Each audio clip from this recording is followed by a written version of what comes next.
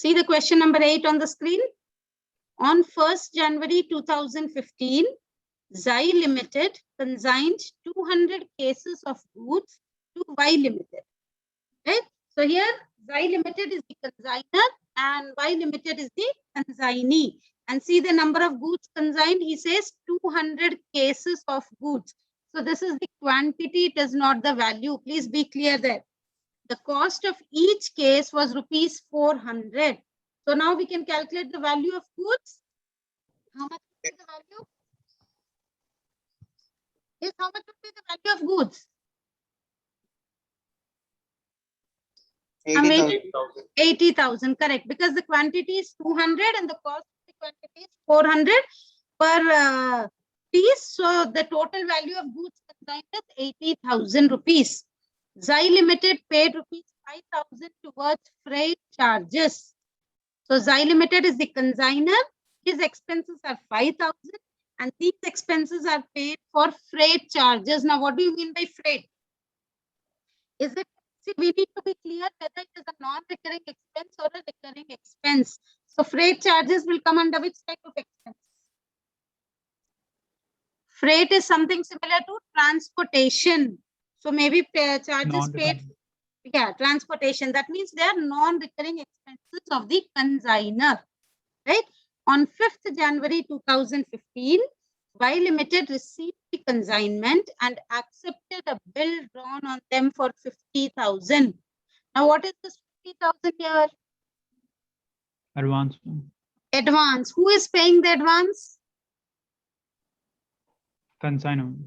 Consignee. Consignee is paying the advance to the consigner. So that is the reason they have written that Y Limited has accepted a bill drawn on them. Remember, I told you earlier, whenever it is paid through bills, the consigner will draw a bill and send it to the consignee. The consignee has to give his acceptance that, yes, I will pay the amount on so and so date. So that means consignee is sending advance to the consigner for rupees 50,000 by the way of bill of exchange. The bill was discounted by Xi Limited. Now, what the consigner is doing, he got the acceptance from the consignee, right? The consignee will pay him the amount maybe after a month, but the consigner needed the amount then and then. He was in urgent need of money. So what he will do, he will take this bill and go to the bank. He will get this bill discounted with the banker. That means he will hand over the bill to the banker and in return, the banker will give him the amount of the bill after deducting some discount charges. The discount charges are the income of the banker to give him the money. And what will the banker do after 1 month? The banker will collect the amount from the consignee. So here we will have an extra entry for discounting the bill. That is one journal entry which will be extra. And this entry will not have an effect on any of our ledger accounts because we are not preparing bank account or discount account. Right? So only one journal entry will increase. So instead of 10 entries, we will have 11 entries. Right? See the remaining problem. Y Limited incurred rupees 3,500 as expenses. So now these 3,500 are whose expenses? They are the expenses of the consignee. And he did not mention which type of expenses these are. So what should we do? Recurring. We should assume that they are recurring. Remember, whenever he doesn't mention which type of expenses it is, we always assume consignor's expenses to be non-recurring, consignees to be recurring. Because we assume that consignee might have incurred the expenses after the goods have reached the godown. So we will not consider these consignees expenses when we are calculating the consignment stock because we are assuming they are recurring expenses. Right? See the remaining. On 31st March, Y Limited sent an account sales showing 180 cases of goods sold for rupees 500. 180 cases of goods sold for rupees 500. So goods consigned were 200 and goods sold were 180. That means what is the unsold stock left over? 20 cases. 20 cases of goods are unsold which is left over. and the goods are sold at rupees 500 per case. So 180 cases into 500. That gives us 90,000. So 90,000 is the value of sales. Y Limited is entitled to a commission of 3% ordinary commission and 2% Del Credar commission. So now here we have both the types of commission. So if you remember, we have discussed in the introduction classes about the types of commission. How many types of commission are there in consignment? 3, ma'am. 3 types. The first one is called the ordinary commission, which is the general commission which is calculated on sales. Second one is the Del Credar commission, which is given so that the consignee will bear the loss due to bad debts. And the third one is called as the, what is the third one? Overriding commission. Overriding commission. Overriding commission is given if the consignee is putting in extra efforts and selling the goods at a rate which is higher than the cost price. Which is higher than the invoice price. So whatever is the invoice price, the consignor is asking him to sell. If the consignee is putting in some extra effort and selling the goods at a higher price than the invoice price, then he gets some overriding commission. So right now in our question, we have 2 types of commission. One is the ordinary commission and the other one is Del Credar commission. So what we have to remember here is, whenever Del Credar commission is given, we need to check for 2 things. First is we should check if he has given that Del Credar commission should be calculated only on credit sales. If he has not mentioned anything, we will calculate the Del Credar commission also on the total sales. So see, in the question, he only gave 3% ordinary commission, 2% Del Credar. He did not mention how it is calculated. So that means we need to calculate the total commission on the total sales. That is the first point. Second important point is, whenever there is Del Credar commission, the loss due to bad debts will be borne by the consignee. The consignor is nowhere related to the loss due to bad debts. So if there are any bad debts given in the question, we will just ignore them, because those bad debts will be the personal loss of the consignee. So consignor is already giving him Del Credar.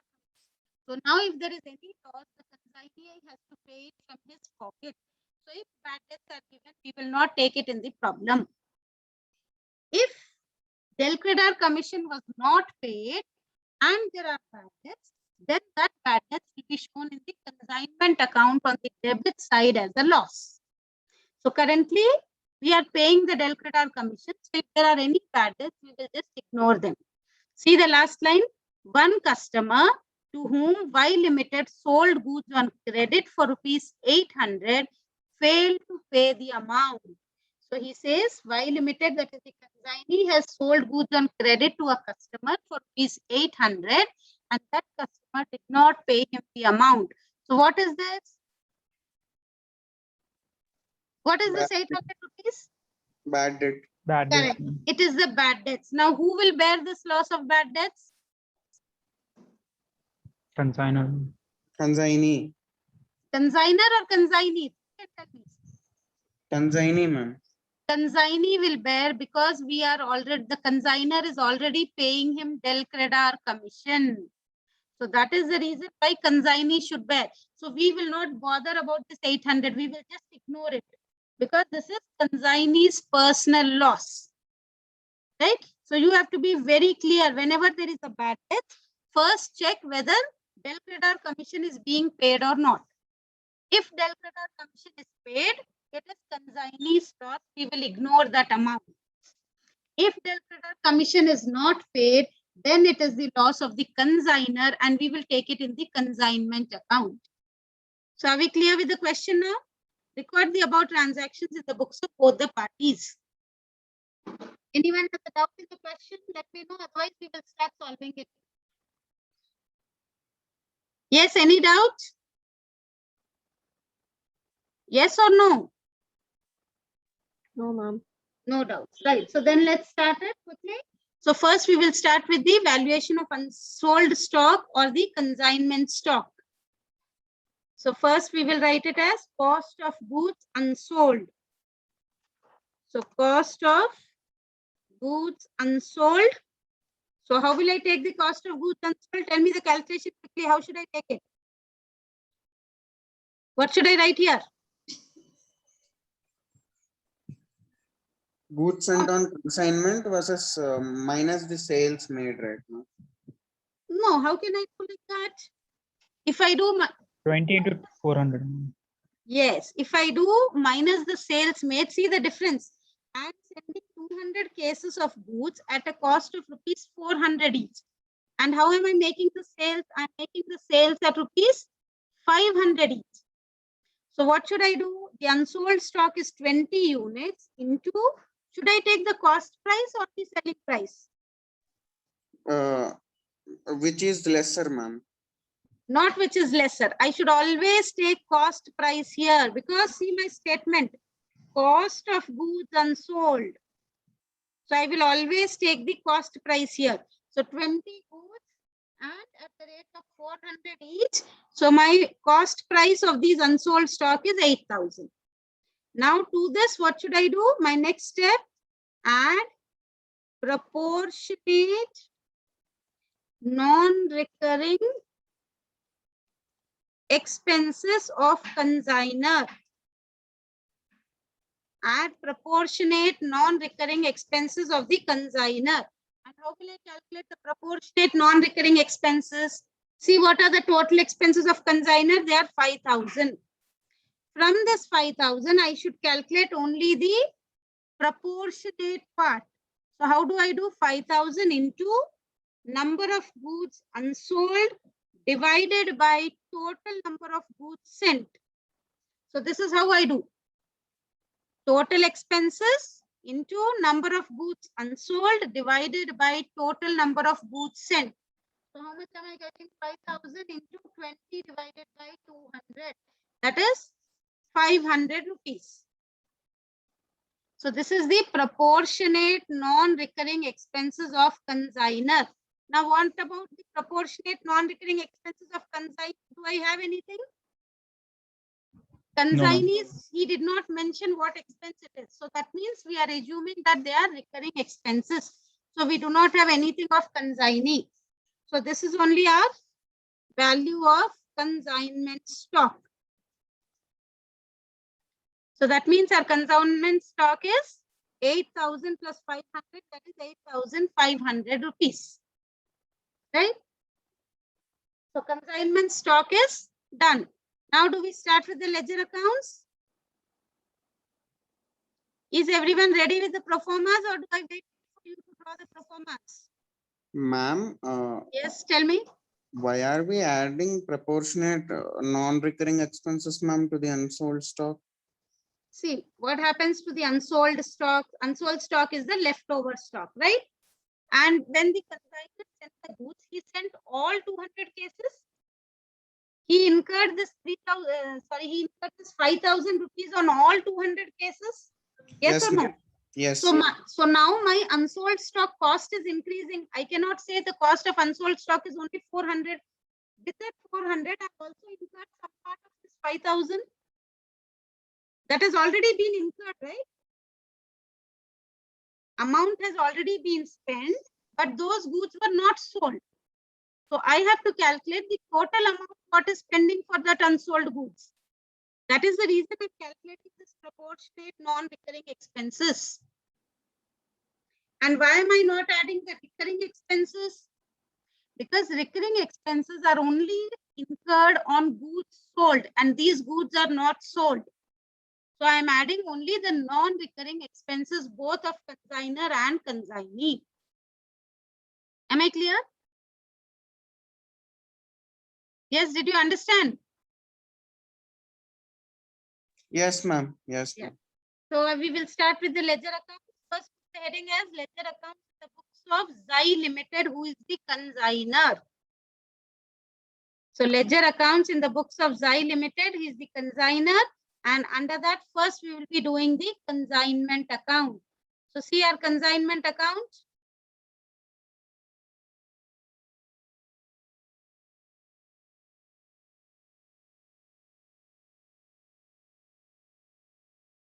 Okay. So first entry, we know all the 10 steps of consignment, right? We will just follow those 10 steps and we will start writing the ledger accounts. And all of you know, if it's asking for journal, you can just look at your ledger and write it into the journal. So first entries are goods sent on consignment. And goods sent on consignment is how much? It is 200 cases at the rate of 400 each. That comes to 80,000. Right? Yeah, 80,000. What is the next step? What do I take next? What should I take the next? It is the expenses of consignor. So I'm writing it as true cash for the expenses of consignor, and the consignor has incurred an expense of 5,000 rupees. What is step number 3 in our consignment? Quickly tell me the step number 3.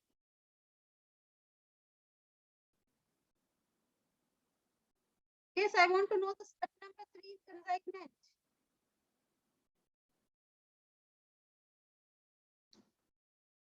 I'm waiting for an answer. Step number 3. Advance. Advance. So do I take this advance in the consignment account? No, ma'am. Where will the advance appear? Consignee's account. Yes, advance will appear only in the consignee's account and the consignor's account. It will not appear in consignment account. So I'm leaving that step and I'm moving forward to the next step. Next step is the sales made by the consignee. So I'll come to the credit side and I'll write the entry as consignee. Who is consignee here? It is Y Limited, I think. Yes, his spelling is given as WYE. So to Y account in bracket sales. And see the amount of sales. He said 180 cases into 500 each. That gives us 90,000. So this is the sales. Now next step after sales is the, sorry, we had to take consignee's expenses before we could take the sales. So I'm writing the consignee's expenses here. So 2Y in brackets expenses, and consignee's expenses are given as 3,500. So I will take that amount. Now tell me what next. I have taken sales, I have taken consignee's expenses, consignee's expenses. What is my next step? It should be the commission of consignee.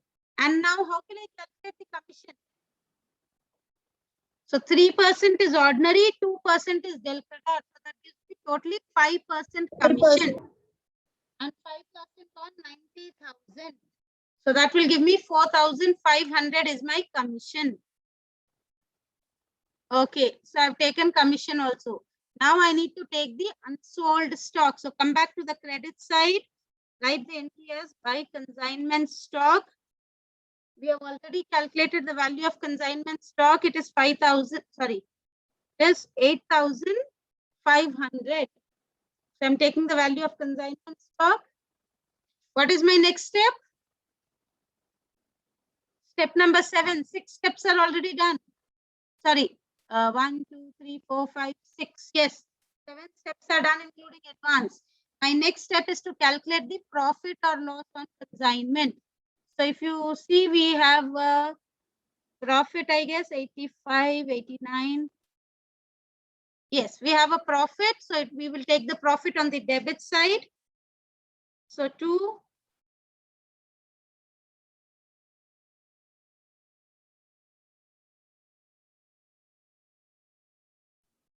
Yes, so I will write it as 2 profit and loss account in brackets profit. So calculate the profit and calculate quickly. The totals would be 5,500.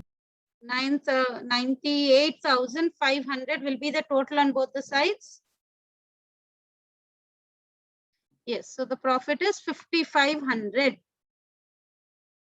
So this is our profit. I guess that's the same. Yes. So we are done with the consignment account. Anyone has a doubt on consignment account? So seeing the account, if he's asking for journal entries, you can see, write the journal entries looking at the ledger accounts. Right? So we'll proceed to the next account. That is the consignee's account. So how many entries do we get in consignee's account? Do we get 10 entries in consignee's account? Yes or no? Quickly. 5, ma'am. Only 5 entries: advance, expenses, sales, commission, final balance. These are only 5 entries which you will get in the consignee's account. So let us quickly put the consignee's account, and the name of consignee we need to change here. WYE Limited. That is the consignee's account. So we'll start off with the consignee's account. So what is the first entry in the consignee's account? We will take the entry for advance. And how are we getting the advance? We are getting the advance through a bill of exchange. So for consignor's books, we will write it as buy bills receivable. In brackets, write it as advance. And let's see how much is the advance paid. Advance is 50,000. Right? So I will write the amount as 50,000. Now, after the advance, we have consignee's expenses. So we will write it as by cash plus consignee. Sorry, we will write here as by consignment in brackets expenses, and consignee's expenses are 3,500. Then we have the commission of consignee. So again, we'll write the entry as by consignment in brackets commission. And how much was the commission? Commission was 4,500. Next, we have sales made by consignee. So come to the debit side and write the entry as to consignment in brackets sales. And sales are 90,000. So I've transferred all the entries. See, transferring entries to consignee's account is very simple. Wherever you have Y Limited here in the consignment account, just transfer those entries. And you will get 2 extra entries. One is for advance, one is for the final balance. So you will get the balance also on the credit side.